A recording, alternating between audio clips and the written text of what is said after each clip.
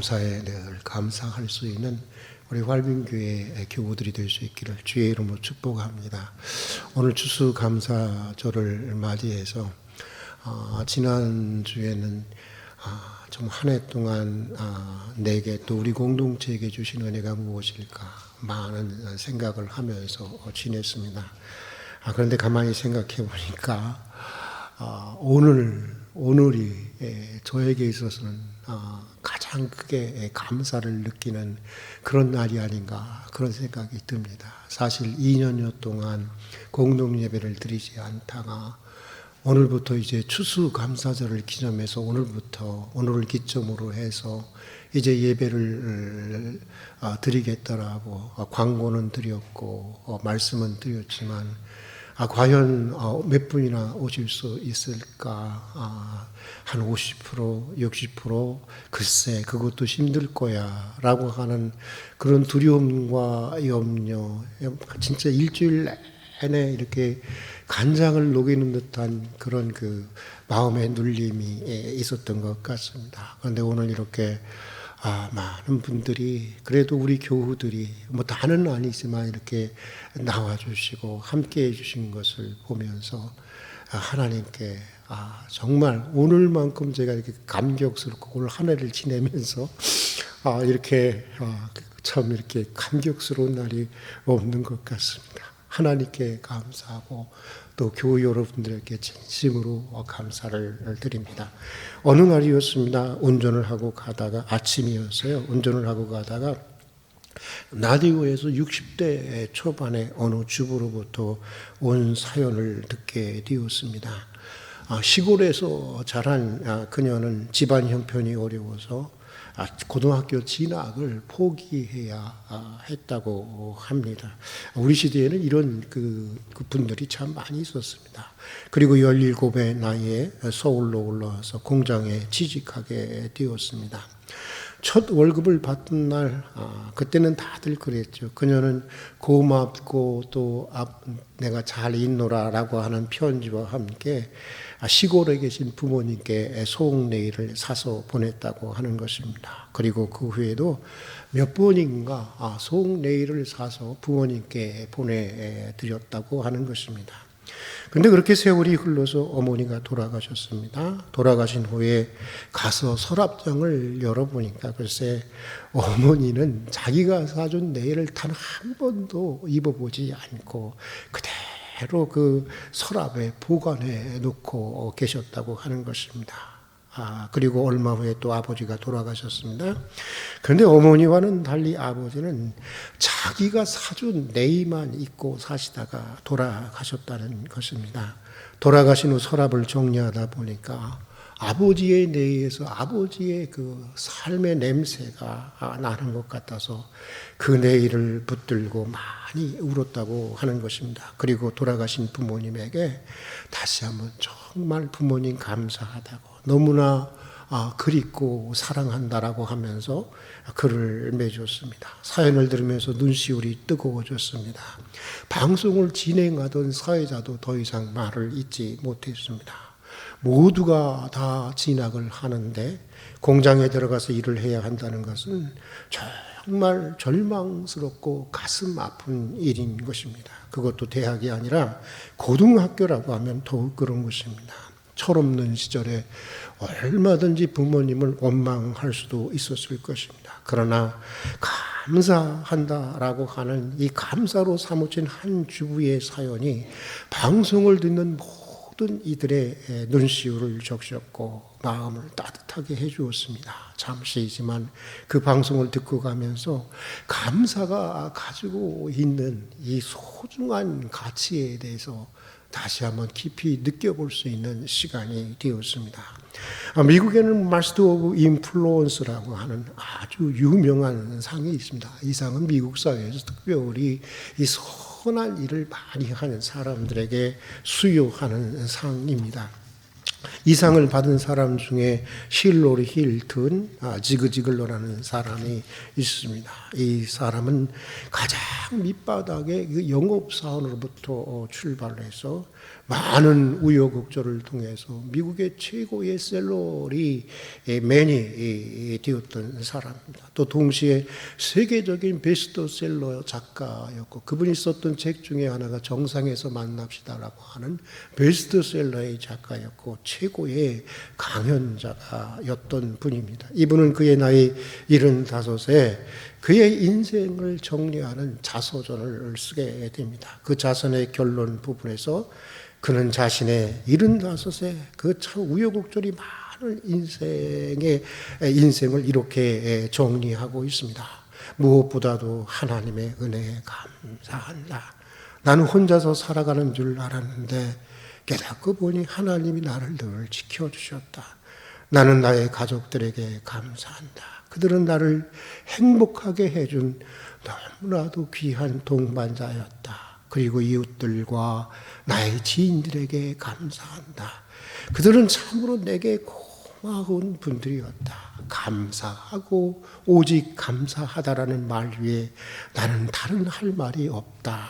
남보다 어려운 형편에서 출발해서 큰 성공을 이루어낸 사람들이라고 한다면 대개가 여러분 그렇습니다. 자기가 얼마나 고생했는지, 자기가 얼마나 수고했는지, 노력했는지, 자기가 얼마나 남다른 용기와 지혜와 남다른 인생 철학을 가졌는지에 대해서 소개하고 내세우게 됩니다. 그러나 그는 내가 잘나서 이룬 것들이 아니라고 하는 것입니다. 모든 것들이 다 하나님과 가족들과 동료들과 지인들 덕분이라고 하는 것입니다. 그래서 자신은 오직 감사하다고 하는 말 외에 다른 할 말이 없다고 하는 것입니다.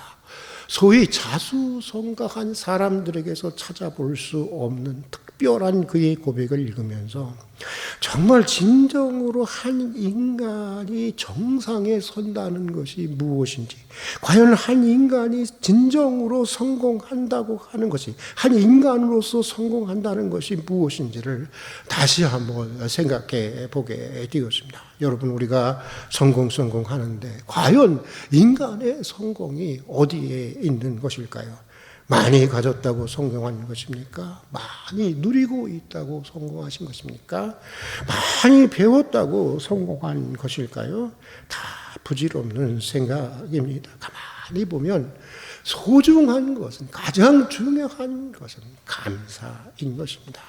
내가 얼마나 감사할 수 있느냐라는 것입니다. 내가 어디까지 감사로 받아들일 수 있느냐 하는 것입니다. 또 얼마나 충만한 감사 속에 내가 살아가고 있고, 또 얼마나 충만한 감사로 내 인생을 마감할 수 있느냐라고 하는 것입니다.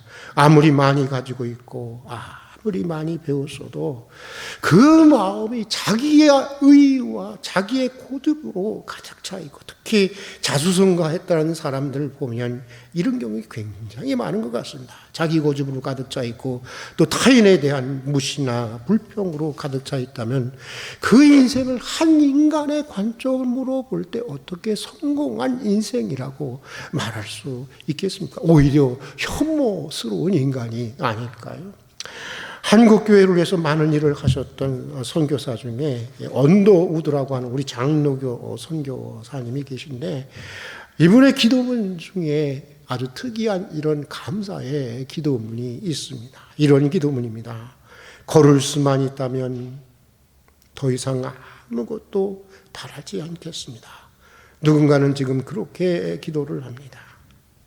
설 수만 있다면 더 이상 아무것도 바라지 않겠습니다.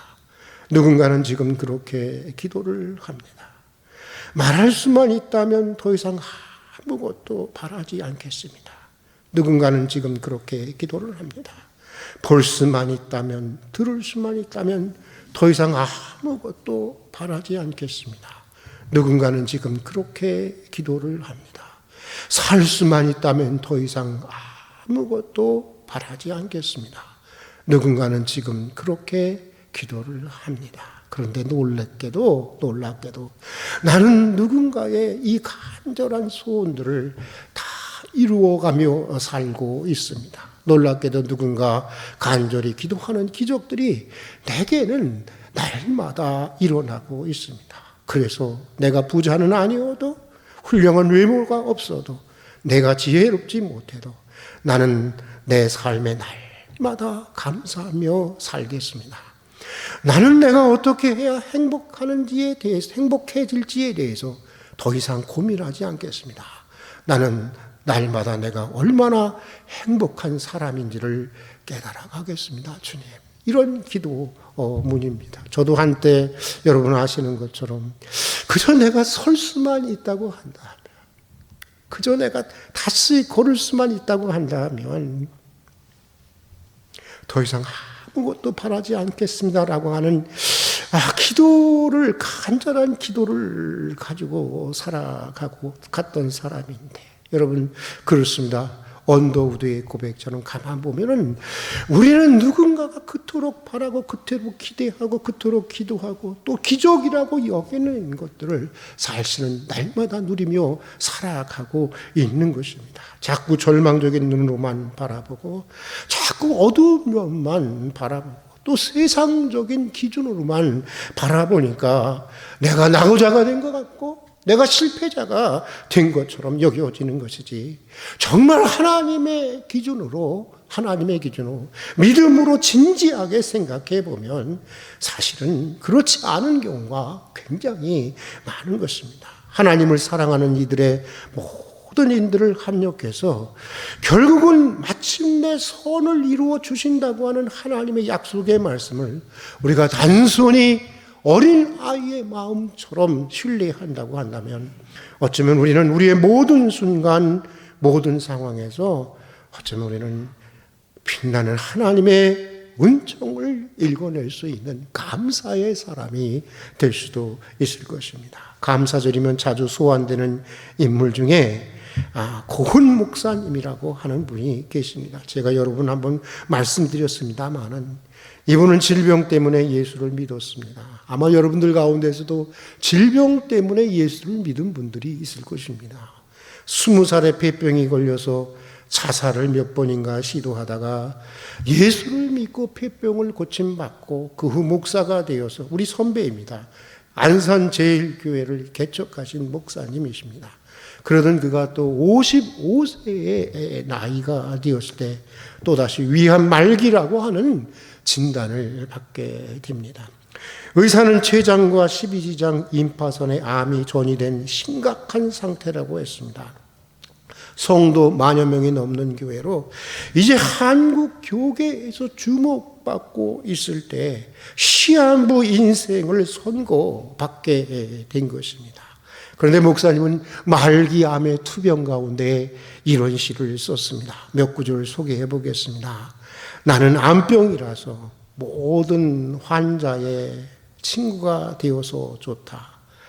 내가 치료된다면 그들에게 희망이 되어서 좋다. 치료되지 않는다면 주님의 부르심에 순종할 수 있어서 좋다. 나는 이래도 좋고 저래도 좋다. 우리 김한식 집사님이 지난주에 돌아가셨는데 김한식 집사님의 마지막 말씀이 사실 이런 말씀이셨습니다. 치유가 되든지 그렇지 않든지 자신은 어느 편이든지 다 좋고 감사하다는 것입니다. 또 그때 당시 썼던 그분의 시 가운데 잃은 것과 얻은 것이라는 시도 있습니다. 이런 시입니다. 나는 암으로 인해 내 생에 중요한 몇 가지를 잃었다. 위절반, 약간의 12장, 약간의 췌장. 그러나 나는 암으로 인해 내 생에 아주 소중한 많은 것들을 얻게 되었다. 남아있는 것들에 대한 소중함을 아는 변화의 체험. 병들고 고통당하는 사람들 곁으로 다가갈 수 있는 위로자의 체험.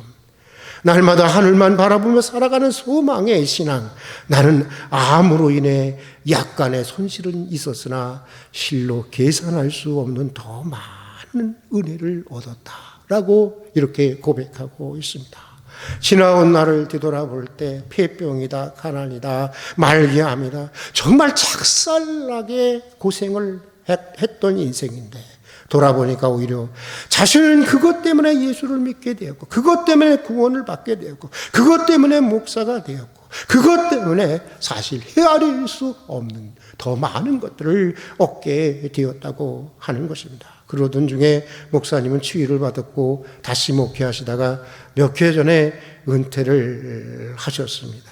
목사님의 시를 가끔 읽으면, 감사절 때는 특별히 이분의 시를 가끔 읽게 되는데, 읽으면 나의 감사는, 같은 목사로서 나의 감사는, 우리 그리스도인의 감사는 어떤 감사여야 하겠는가 하는 많은 생각에 잠기게 합니다.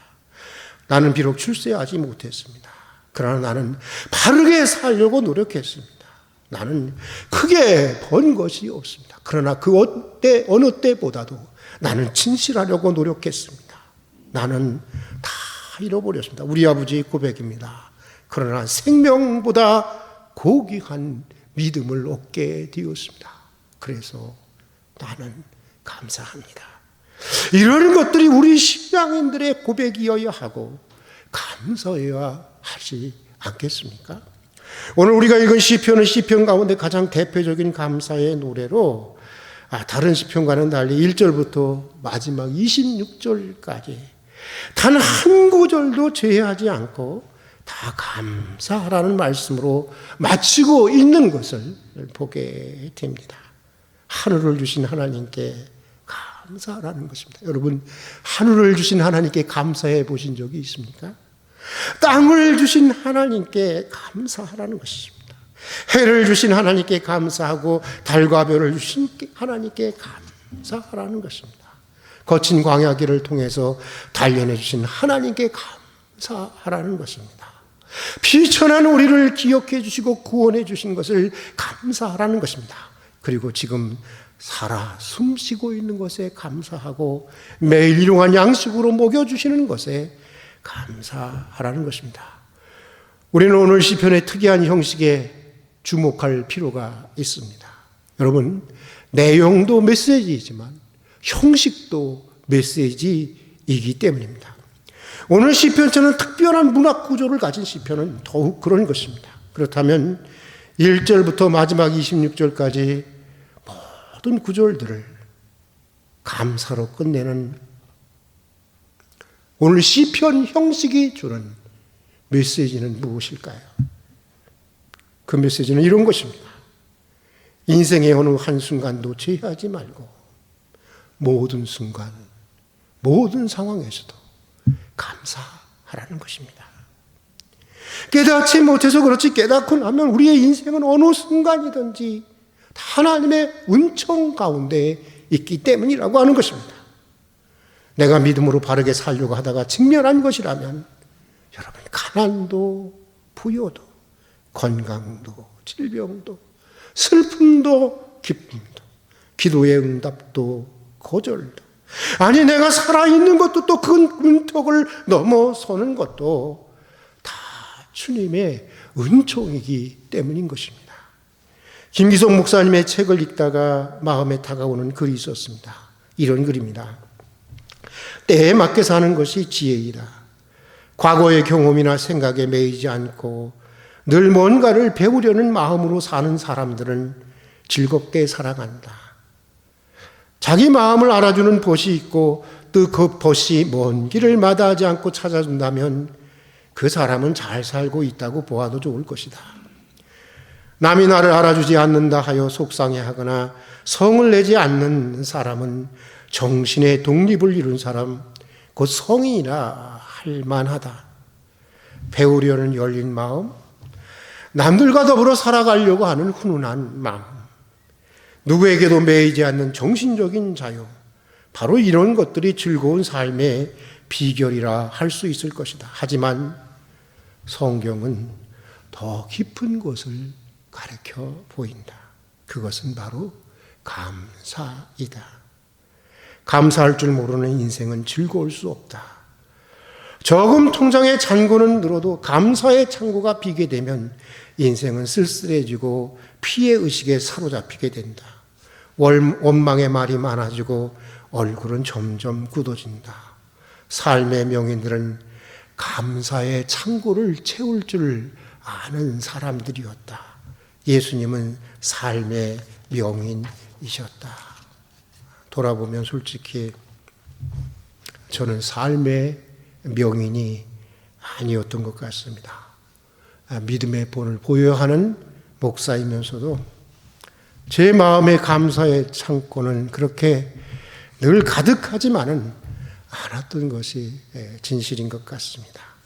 추수감사절을 보내면서 생활의 각박함과 고단함, 참 힘들죠. 그리고 또 분주함 때문에 자주 잊고 지냈던 우리 무딘 감사의 마음이 다시 회복되면 좋겠습니다.